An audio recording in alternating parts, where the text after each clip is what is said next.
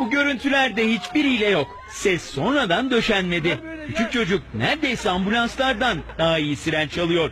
Hem de sadece ağzını kullanarak. Adı Ramazan ama Ordu'da ambulans Ramazan olarak tanınıyor. Nedeni ise çok açık. Ambulans çocuk.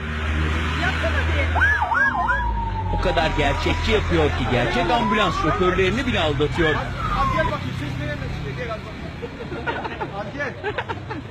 Bağır bakayım nereden çıkıyor bu?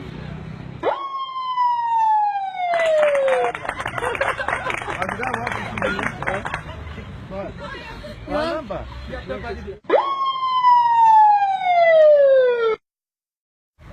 Yapsana bir.